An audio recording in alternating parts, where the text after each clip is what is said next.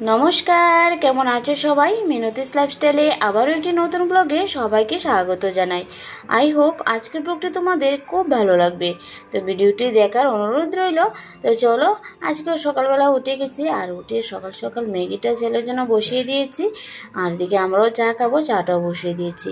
আজকে যাওয়ার আছে ছেলের স্কুল থেকে বই দেওয়া হয়নি এখন, তো আজকে বই দেবে বলছিল, তো যেতে হবে। তো ছেলেকে নিয়ে যাব না, তো আমি ভাবছি যে ওকে টিফিনটা দিয়ে, আর আমি তো মোটামুটি ঘরের বাসি কাজ সমস্ত কিছু করে নিয়েছি, রান্না বান্নাও মোটামুটি হয়ে গেছে। তো সেগুলি আর তোমাদের সঙ্গে শেয়ার করলাম না। আর সত্যি কথা বলতে আজকেও সকাল থেকে দেখছি প্রচণ্ড রৌদ্র উঠেছে, ভীষণ গরম লাগছিল। তো যাই হোক, সকাল সকাল টিফিনটা খেয়ে আমিও বের হয়ে যাব, আর রান্নাবান্নাটা করে নিয়েছি। তো ফিরে এসে যাতে অন্য কাজগুলি আমার করতে পারি তার জন্য। তো এদিকে ছেলের ম্যাগিটা হয়ে গেছে, তো এখন ছেলেকে ম্যাগিটা দিয়ে দেব। আর আমি কিন্তু এই বাকে চাটাও মা বানিয়ে নিয়েছিল, আমি খেয়ে নিয়েছি। তো তাড়াতাড়ি করছিলাম, কারণ সকাল সকাল উঠে খুবই গরমের মধ্যে কাজগুলি যেহেতু আমার করতেই হবে, রান্নাবান্নাটা খুব তাড়াতাড়ি সেরে নিয়েছি। তো স্কুলে যাব, 10টার মধ্যে যেতে হবে। তো এই আর কি। তো যেহেতু এখন ছেলে টিফিনটা খাবে, আর এই ফাঁকে আমিও রেডি হয়ে বের হয়ে যাব। তো ছেলের স্কুলে যাব, আর ফিরে এসে বাকি কাজগুলি করব। তো এইদিকে চলো, এই ফাঁকে আমি কিন্তু চলেও গিয়েছিলাম। তো এটা তোমাদের সঙ্গে শেয়ার করলাম না, কারণ এত গরম, তাড়াহুড়ো করে এমনি রেডি হয়ে চলে গিয়েছিলাম। তো ফিরে এসে এই যে বেডশিটটা ভাবছিলাম সকালবেলায় চেঞ্জ করব, কিন্তু সকালবেলা যে চেঞ্জ করব একদমই সময় আমার হাতে ছিল না। তাই ফিরে এসেই ঘরের কাজগুলি হাত দিয়েছি। তো যেগুলি আমার করা হয়নি সেগুলি এখন করব, আর তোমাদের সঙ্গে শেয়ার করব। তো যারা যারা আমার ব্লগটা দেখছো, তোমরা তো অনেকেই আমার ব্লগগুলি দেখছো, তো কেমন লাগে অবশ্যই তোমরা কিন্তু একটা কমেন্ট করতে ভুলো না। যদি আমার ভিডিওগুলি ভালো লাগে তো অবশ্যই বলবো তোমরা সাবস্ক্রাইব করো, একটু সাপোর্ট করো, আর একটা লাইক করতে ভুলো না। তো ঠিক আছে। আর এই যে আমি বেডশিটটা এখনও পেতে নিলাম, আর এদিকে গুছিয়ে নিয়েছি ঘরটা। আর এই যে তো সমস্ত কিছু একটু ধুলো পড়ে গেছে, প্রত্যেক দিনই ধুলো পড়ে। আর সত্যি এখন এতটাই অভ্যাসে একটা পরিণত হয়ে গেছে, ঘর দরজা যদি একটু ধুলো থাকে একদমই ভালো লাগে না, নিজের কাছে যে একটা অশান্তি ফিল হয়। তো প্রত্যেক দিনই এই কাজগুলি করতে হয়, ডাস্টিংয়ের কাজগুলি কিন্তু প্রত্যেক দিনই করতে হয়, কারণ অথবা তুমি নিজেই দেখবে চোখের সামনে যে এগুলি পরে থাকলে কেমন একটা ভালো লাগে না একদম। আর এইদিকে ছেলে জানো তো, এই আয়নার মধ্যে তো ও কালার পেন্সিল দিয়ে কালার করে নিয়েছে। তো এটা আমার অন্যদিন আবার ভালোভাবে ক্লিন করতে হবে কলিং দিয়ে, তো এখন আর করছি না। আর এদিকে সমস্ত জায়গাগুলি ওই যে যে যে যে জায়গাতে দুল পড়েছে সমস্ত কিছুই আমি ভালোভাবে ঝাড় দিয়ে নেব, তারপর রুমটাও আবার ভালোভাবে ঝাড় দেব। তো অ্যাকচুয়ালি সকালবেলা তো বাসি কাজ হয়ে গিয়েছিলো, রান্নাবান্না, টিফিন খাওয়া, সকালে খাবার দাবার কিন্তু সব কিছুই কমপ্লিট।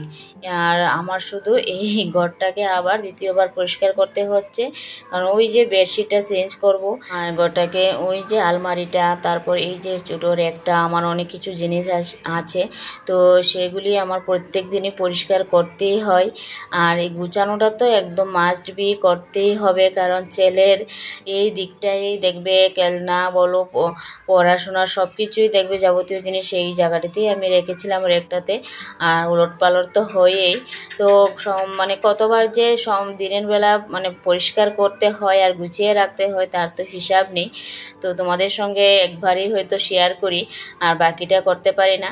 তবে হ্যাঁ, আমি কিন্তু চেষ্টা করি ঘরটাকে যতটা পারি গুছিয়ে রাখার। এদিকে সমস্ত ঘর দরজা আমার আবার ঝাড় হয়ে গেছে, তো সেকেন্ড টাইম আবার ঝাড় দিলাম। তো সকালবেলার কাজগুলি তো আর তোমাদের সঙ্গে শেয়ার করিনি, তার জন্য হয়তো দেখাতে পারিনি সকালের কাজগুলি।